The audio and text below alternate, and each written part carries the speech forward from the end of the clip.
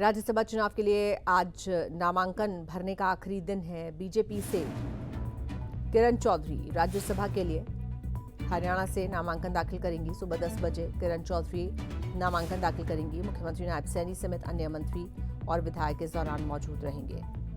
तो बीजेपी से किरण चौधरी अपना नामांकन आज दाखिल करने वाली हैं राज्यसभा के लिए। सुबह 10 बजे अपना नामांकन दाखिल करेंगी किरण चौधरी। उनके साथ मुख्यमंत्री नायब सैनी मौजूद रहेंगे, अन्य मंत्री और विधायक भी मौजूद रहेंगे।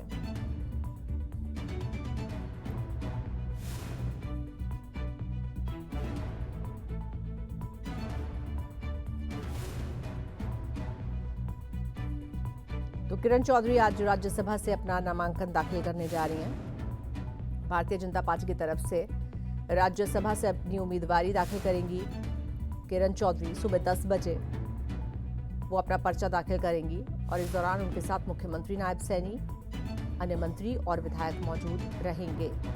राज्यसभा चुनाव के नामांकन का आज आखिरी दिन है।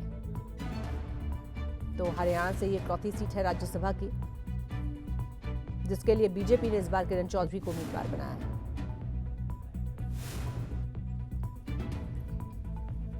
और इसी खबर पर और ज्यादा जानकारी के लिए आइए सीधे रुख करते हैं अपने संवाददाता रवि चंदेल का। रवि, आज सुबह 10 बजे किरण चौधरी नामांकन भरने जा रही हैं।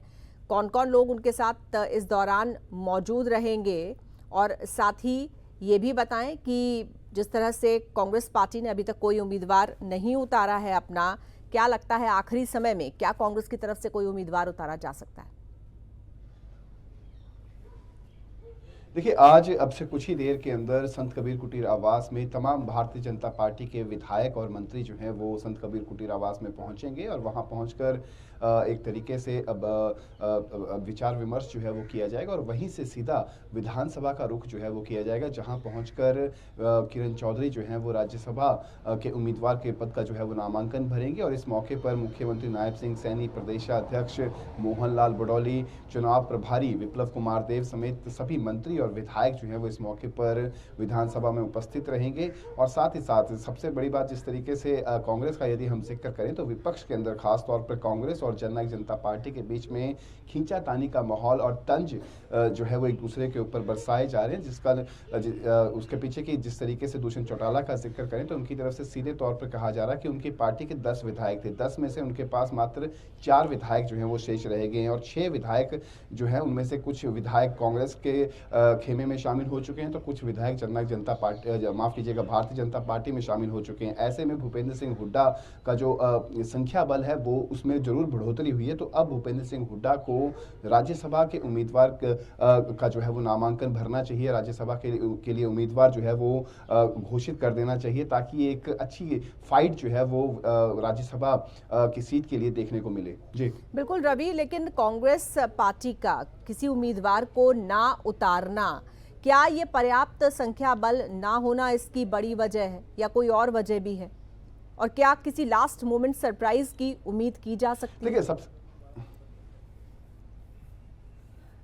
देखिए, सबसे पहले तो जिस तरीके का संख्या बल का यदि हम जिक्र करें तो इसमें कोई शोक शोभा नहीं है कि भारतीय जनता पार्टी के पास संख्या बल है, लेकिन जिस तरीके से एक कांग्रेस का जिक्र करें तो उनके पास ये एक वाजिब वजह जरूर है, लेकिन यदि वो चाहें तो किसी राज्यसभा के उम्मीदवार को जो है वो मैदान में उतार सकते हैं। और एंड मोमेंट में क्या लिखा हुआ है, किस तरीके से जो है वो वोटिंग होती है, क्या हो सकता है कि भारतीय जनता पार्टी के खेमे से कुछ विधायक जो है वो क्रॉस वोटिंग करते हुए नजर आए, तो ये तमाम चीजें तभी जो है वो देखी जा सकती है जब दूसरी तरफ से, खास तौर पर विपक्ष की तरफ से या फिर यूं कहें कि कांग्रेस की तरफ से किसी उम्मीदवार को मैदान में उतारा जाए। और यदि कोई मैदान में नहीं उतरता है तो जाहिर तौर पर कल के दिन जो है वो किरण चौधरी को राज्यसभा सदस्य के तौर पर नामित जो है वो कर दिया जाएगा।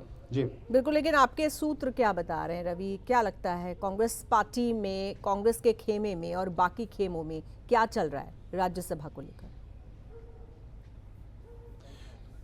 देखिए, फिलहाल की स्थिति के अंदर जिस तरीके से नेता प्रतिपक्ष भूपेंद्र सिंह हुड्डा का जिक्र कर लें, प्रदेशाध्यक्ष उदय भान का जिक्र कर लें, उनकी तरफ से सीधे शब्दों में ये मीडिया के सामने ज़रूर बयान दिए जा रहे हैं कि वो किसी भी उम्मीदवार को राज्यसभा में जो है वो उतारने नहीं जा रहे हैं। लेकिन भीतर खाने क्या कुछ जो है वो रणनीति तैयार की जा रही है, किस रणनीति के तहत जो है वो राज्यसभा का चुनाव जो है वो लड़ा जाएगा। लेकिन फिलहाल की स्थिति के अंदर ये कहा जा सकता है कि जिस तरीके से चंडीगढ़ के अंदर भी आज मौजूदा समय के अंदर पर्याप्त कांग्रेस के विधायक जो है वो मौजूद नहीं है, तो ऐसी स्थिति के अंदर कयास यही लगाए जा रहे हैं और संभावनाएं भी यही है कि निर्विरोध तरीके से या फिर यूं कहें कि एकमात्र उम्मीदवार होने से सीधे तौर पर किरण चौधरी जो है वो राज्यसभा की सदस्य जो है वो कल बनने जा रही हैं। जी ठीक है रवि, बहुत धन्यवाद आपका इस जानकारी के लिए।